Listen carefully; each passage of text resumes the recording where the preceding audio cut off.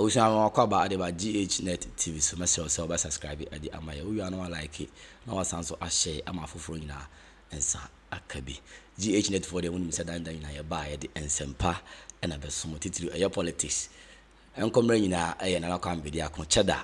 Sa and it's on some quan a Ghnet for Opa no bomadi aba Ghnet for ye the ebema opa the echo so baby a old running baby a opin nano Ghnet for edibemo and I can't be the yenti baby a onam any media OD or my gun has say ahead of 7 December never a buy a tour 2024 no Emra. These 5 fingers they're all very important. You only realize when your thumb is not there that you can't open your common buttons. The purpose of us being here is not because I have any authority to make any of our future better than it can already be. It's because I might have a contribution that can be added to what you're already doing to give you the speed. Because that's one thing that I think we're lacking in Africa. You know, we have great mindsets, great people with great skills, with great ideas, but no speed. And what is driving the world today is technology. And technology is speed. And if the world is running that fast, then who are we to walk? That's the question that I ask myself every day. And it's one of the reasons why I think young leadership is needed. Because the value that they have for time is completely different from people who have overused their time. I'm not interested in making money anymore. I'm not interested in acquiring riches anymore. I'm not even interested in building wealth for myself anymore. I'm interested in a legacy. Legacy is not the cars we drove, or the houses we built, or how handsome we look like, or the kind of hairstyle we had. Legacy is the investment we put in people. And so when we're not here, they remember us. And when we're gone and gone and gone, our absence is felt. Because in between the present that God gives us, which is life, there's a price that we pay, and that's going to be our death. But before the death, the only thing we have in between that we should take it very serious is time.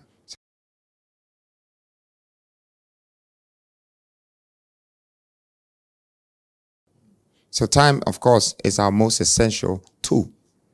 And therefore, out of time, I took this decision to lead a country. Because I don't want my time to be wasted.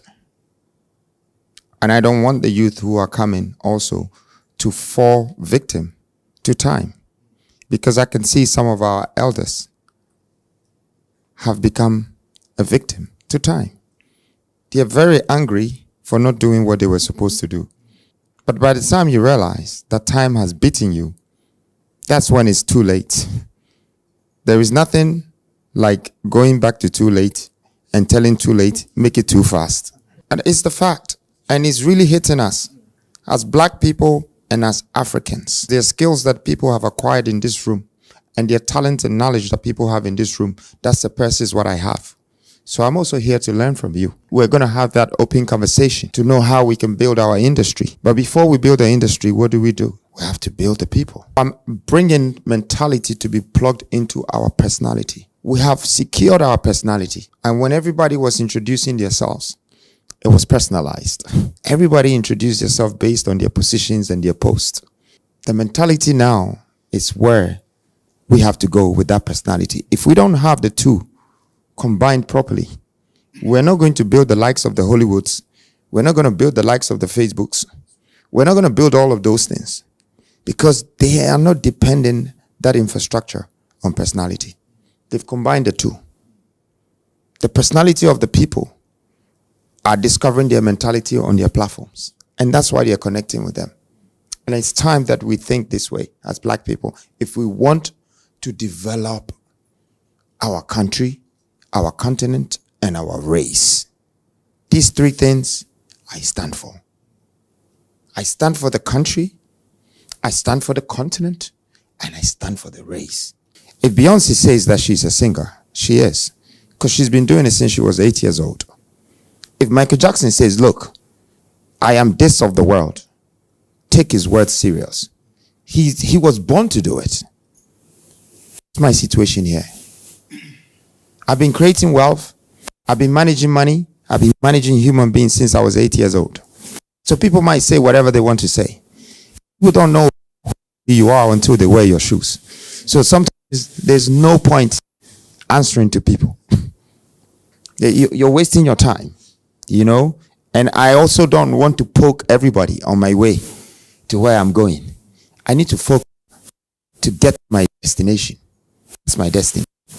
There's so many people who are going to distract me on the way.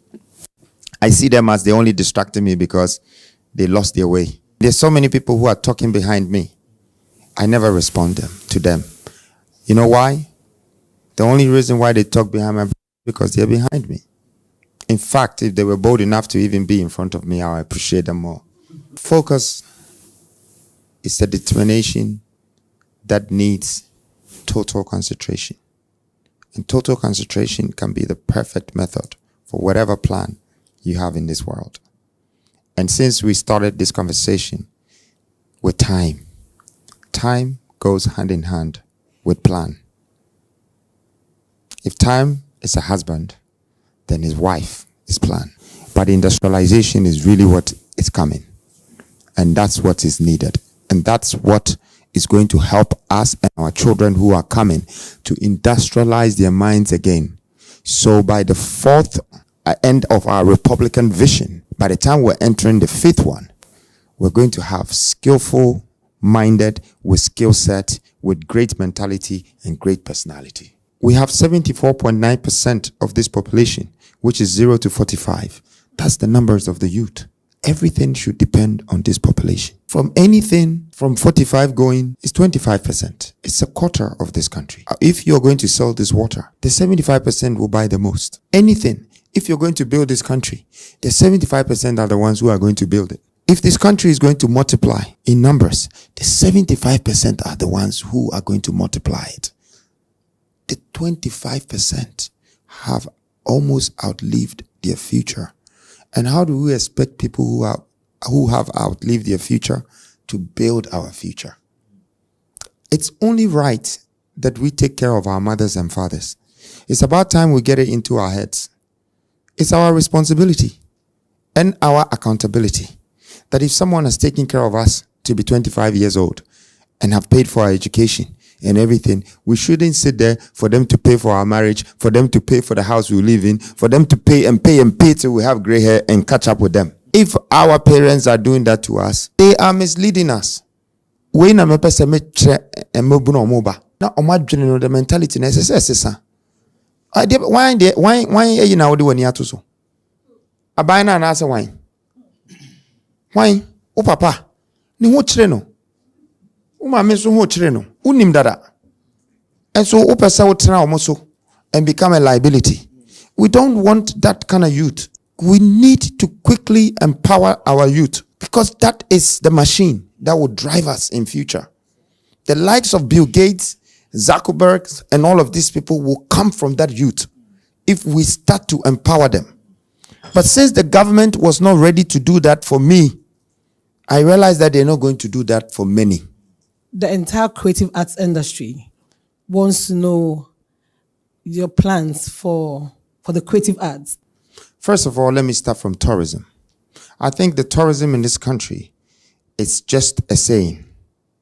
Because if I live in this country and one of our main tourist centers is a dungeon that we were buried, beaten, and extracted from this country in, and we've kept it for 10 decades to always lead people and say, come, this is where they caught us. This is where they were beating us. This is where they used to kill us. My friend, what are you doing? So first of all, that tourism itself, I think we need to shut it down small and think properly.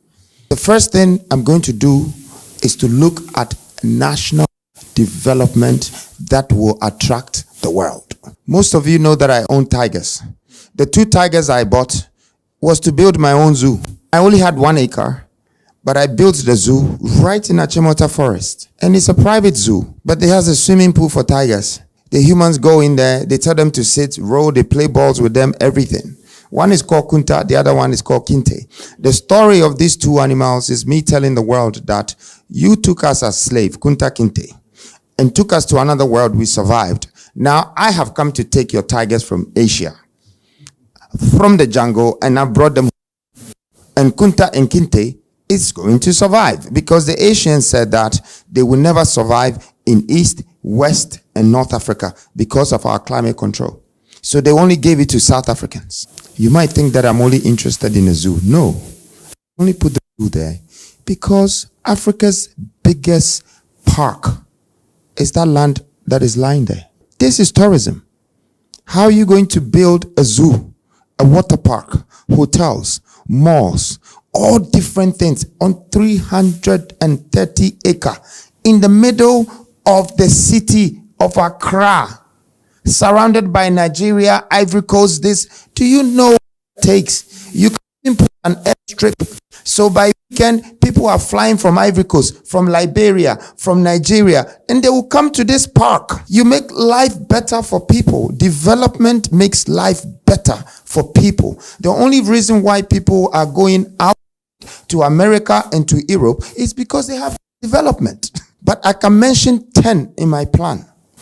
We are taking the scraps of China to do our development, putting a local bomb on a building that is supposed to be memorial. 9-10 o'clock, this country is closed. So, our development is the first issue that is stopping people from visiting our country. How easy are you making it for people to want to be here? Dubai is the corner of the world. They built some of the biggest airports, came with the biggest flight packages, and did water fountains, development, water sports, hotels, everything. Guess what they turned Dubai to? Center of the world. Everyone that buys a ticket that goes through Dubai, they can be going to America, London, or Dubai. You get charged for aviation tax of $100. It's automatic on the ticket. That's how they even do their visa transaction. So it's visa free, but you have to pay for that to guarantee the visa. So in a day, 1 million people are going through there. Times it by 100. This guy is making $100 million of a country that the population is only 4 million, but the apartments there is 22 million. Hey, that means one person owns 4 or 5 apartments. His strategy of tourism has brought enormous world attention and attraction to it. And what was it based on? Development. So that's tourism, first of all. If you chose me as a leader tomorrow, I will close a lot of your ministerial offices. We have to start it all over again. Now, let me talk about the creative industry. For instance, a musician can tour the whole country if every year they have 2 to 3 million people visiting in weeks. So the Americans, they don't even need England or Africa. So if you call them, you have to pay them times 10 before they come. Because they don't need you. When they start from Arizona, they can go all the way. California, near, Virginia, all the nears. They will go. And every one of them is paying them because they have that value for them. I'm not a politician. If I was, I'll be here promising you different things. I'll do this, I'll do this, I'll do this to make your head big and expect something that is never going to come. So I'm only going to share the truth with you because I'm a leader, I'm a visionary, and all my decisions, my plans, and my idea is purposeful. We all need to be a part of a purpose before it can happen. Not promise. Promise is just a program. And I'm telling you, even if you promise your wife, and she is the only one that I promised, I did not let her down. But if she had waited any longer than 2 months, I could have changed my mind. That is the truth about promising. People change their mind when they get there and they forget the promise. Maybe another person gets in the picture, then, forget the last time what we said and all of that. So I want to be discussing this and sharing my policies with you so you can see my purpose for this nation and for this country. So the creative industry, one, you're lacking inspiration and energy from the outputs of this country's development, global recognition, acknowledgement, all of that. First of all, that reduces your energy, the potentiality. The things that you need to say that what I'm doing is good. what I'm doing is powerful. It's going everywhere. Because if you compare Ghana to Nigeria, it's huge. But Nigeria has a great development. The only thing that we're not seeing is that they're 260 million. So if 1% of Nigerians are bad, it's 2.6 million. Okay? It's almost it's almost the whole Ghana being bad. But then they will look very bad. And if their development it's not fully done, you will see it that way too. But they've gone very far when it comes to creative art. They are global. They have stuff in England, in American shops. They're selling stadiums outside Africa. It means that they have created something very powerful. And what did they use to create that? Their population, their development, and the returns of whoever that is entering their country and what they're doing from the outside. That's how they draw their inspiration. I think Ghana, we're very stiff right now, and it's because of the history of our governance. And I see that as some of the issues in our system. So if I am going to do anything to help the creative industry, I don't need to come with a promise again. I need to find your issues. I need to find what is wrong with your industry. And that's the one that I'm going to attack. I'm not going to attack any politician. I'm not going to attack the government. If he can do it, he would have done it. He just doesn't know. And because you are also sitting down waiting for him, I want to advise you that, please, you run out of time. We need to decide now. And so, creative art.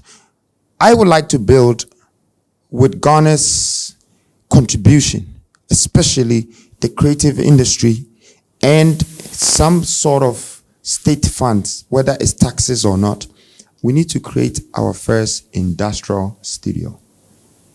When I say studio, I'm talking the likes of Hollywood studio. I'm talking the likes of Teleperry studio. Okay? It costs you between $500 million to $700 million. But it will yield you $7 billion in 10 years. This is called feasibility in business. You do your feasibility, and then you do your investment. This investment and development is my best two qualities in the corporate world. I understand investment and I understand development. Question: does your government know this? No. Your president? No. He's very good, and I can say it in front of any president, that African presidents are very good in spending money, not making money. So they're always going to come and spend money and find a way to tell you, this is how I spent it. What a big mistake. You're not cutting the money. If you're cutting the money and you're even spending it, you still have cost. But you're borrowing the money. Your CDs itself, you're buying it. They have to bring it from Switzerland before you get it. And you don't have any solution of what brings you returns. There is no IRR in their planning, whether you're talking of the creative art. Because if I don't create wealth to circulate in the creative industry, you don't have one. You don't have one. So if I invest 500 million, guess what I'll be doing? This is Nigeria. They'll come to this studio. South Africa, they'll come. Ivory Coast will tell you to find a translating system for this, that, French. They will come.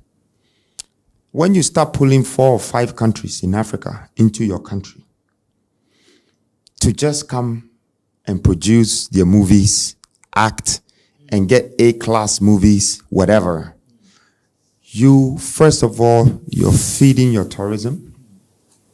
Secondly, you are extracting other people's economy into your economy. And thirdly, you're building a continental and a global recognition. So that's the investment and development that we need. We need to have that plan. Sandro is here. He will tell us, if Americans find out that we have this studio, there are like 100,000 Americans who are trying to get to Hollywood. They will come here because maybe they can't afford who you know to get there. So they will come here. If 100,000 Americans are coming to your country to invest 10,000 or 20,000, do you know how much that is? That's 200 million. That's just Americans. And that 20,000 could be invested in a month or two. So it's not about you putting the 500 million or 700 million to make the creative industry become globally attractive and respected. It's about what you get out of the cost of your investment. And our leaders don't understand it, because that's not how they became leaders. They became leaders by papers, by books, and a template. That you study political science. Okay, this is the template. You go everywhere. There is 275 constituencies. Every constituency, you give them 500 in an envelope, t-shirt, bag of rice, and you find this one. They do the same. You go around. Hey, I've won. Okay. Do you think somebody that will give you 500 cities, a t-shirt, and a bag of rice will come to power and want to build $500 million studio for you? He's coming to take his money back. It's an investment. For him, that's what he's putting you. So when he comes to power, he needs to get that money times 10 before he even thinks about your studio. That's the difference between me and the existing leaders. So I don't coincide with them, and I'm not aligned with them. Maybe this could make me one of the most hated young boy around, but also loved by the youth the most ever, because I am the truth and I only believe in the truth. And I think that's the only thing that has brought me this far. I didn't lie to myself to get here. I didn't think that I had to steal or rob somebody to become successful. I knew that it's hard thinking and it's hard working. So for the creative industry, movie side, you need this. 2, I think you need a distribution platform that is owned by us with the governmental support. So we can sit in Ghana and have a deal with Colombia, with Paramount, with Netflix, with everyone, because you have a distribution platform. That distribution platform is feeding the world with data and information. That studio, world-class studio that you have, is giving them the exact standard that needs to go onto that platform. Here's are the rules and the regulations. You want Italian shoes? You have to do it from a plant. You cannot do it from your hand. It needs to come out perfect. And you can't, the mistake needs to, even if it's wrong, they call it what? Factory reject or whatever, they remove it. Get it back. So it's the same thing. We have movies that is not fully standardized. The story needed a bit of twist, but the screenwriter was not too close to maybe the person putting the script together and the producer, but they're working together, and there's some breakups here and there, and when they finish, one by side roadside distribution, and the whole thing is bootlegged, and before you know, dead. How many stories can we write in our lifetime, each of us, if we wanted to make a movie? And even if it was once a year we were doing, it won't be more than 30 or 40, unless we have a room of a library of writers and this and that. And but you see, these are vacuums. They're huge vacuums. And it hurts to look at some of you with your intelligence and everything, and these vacuums are ahead of you. Because some of them, when you get to the front of it, you can't even jump. Because you jump, you fall. So you just have to turn around. So I can't go further. And I want us to look at the vacuums first and start to build those foundations. So when our ideas kick off, the youth that are coming will use technology and the modern Gen Z mindset to come and expand it. So you have a distribution platform. You thought it was making you 2 million or 3 million every month. Some young person that understands the internet left, right, center will come and turn it to 100 million a day. Dollars. And that's because we give them the chance to be part of our development, of our idea making, all of that at a very early age. We should take this advice that the younger you are, the faster you think. The older you are, the wiser you become. But the slower you do things. So it always have to be an equilibrium balance. If you stop the other people from coming through the pipeline, you will be there alone. And you will get to a point, you want to find the light at the end of the tunnel, but you're standing in front of the light for so long that you've forgotten that there is a light already that you're looking for is in front of you. Unless you have someone behind you that is going to push you and say, oh yeah, go out. It's my turn. So for me, the creative industry needs these two things, and it's very important. When you have these two things, now you're coming to royalties. You're coming to residual income. You're coming to benefits and endorsements. You're coming to so many things. Okay? I've seen that our arts are selling. The people are buying it less than 100,000 from us and selling it millions. There's one guy that made it through Kwame, and Amoako is now protecting his work because he got the chance to work with the likes of Dior, Christian Dior, and all of these international people. So his art shot up to $500,000 to $1 million. But now he feels so protected. My worries about Amoako is that I am super proud of him. But if we're not careful, there's only going to be one Amoako, and he will go and he will take another 50 years.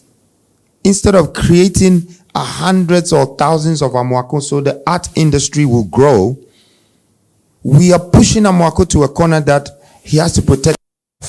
He's dodging some government stuff that it will come to him, something, instead of we lifting him. When I was young, my favorite magazine, and I'm reading it, and every time I bought the magazine, I see Bill Gates or I see some American rich billionaire. So one day I decided that, I won't buy this again until the day me, myself, I appear in front of this. That's it. I'm done. And that was my inspiration.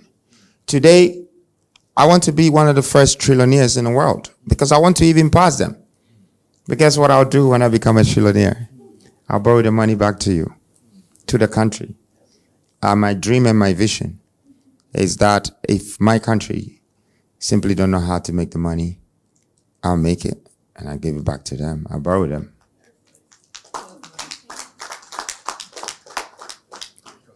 And the good thing about it is that I also don't intend to take the money back, unlike IMF, who's chasing us every day and pulling everything from us. Because I want to set a great example.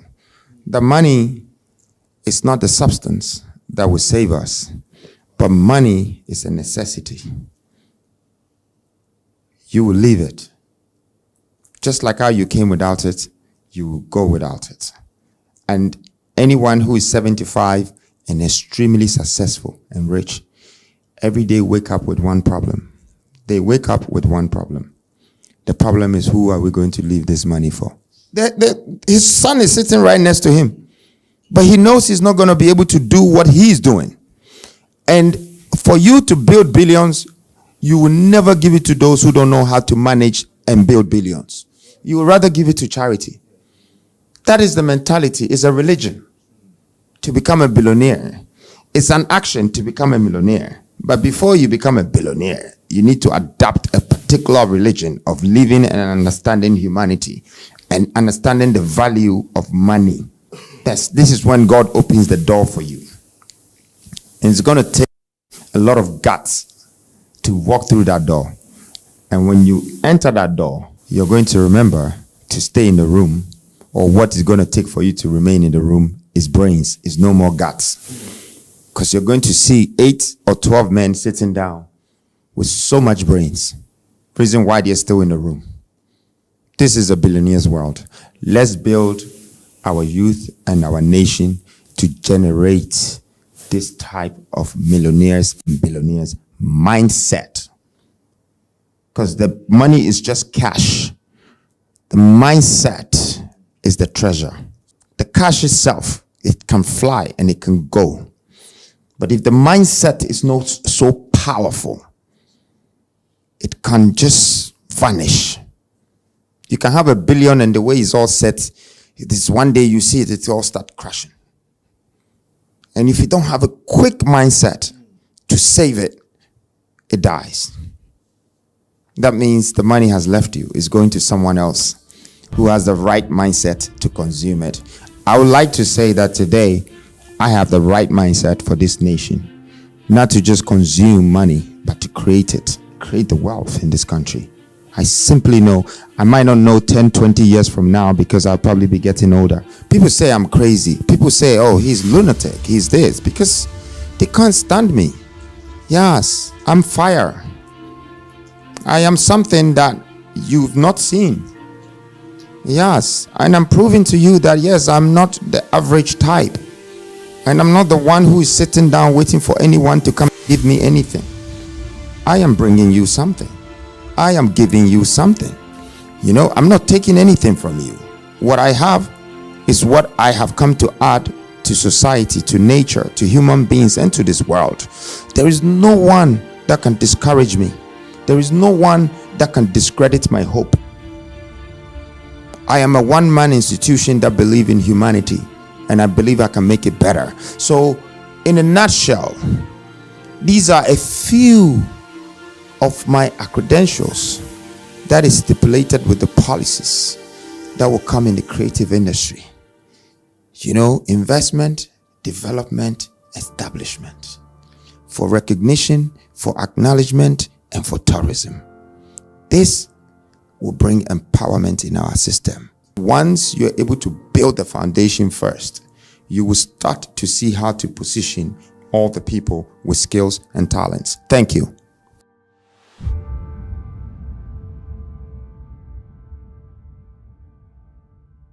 We ele ensewa na Kwame Badiako odi ekache Ghana for anaso odi ebesom Ghana for enoti na yabo no tofa yin na ekokotie ya ba no na me kai say King James edit na bo machi do ma menya hodi ntina ma fidi kase so a menem atwetwe enkomo Ghnet TV no subscribe like na share na afofo nyina ensanka nda say ojebre na otie mi makra.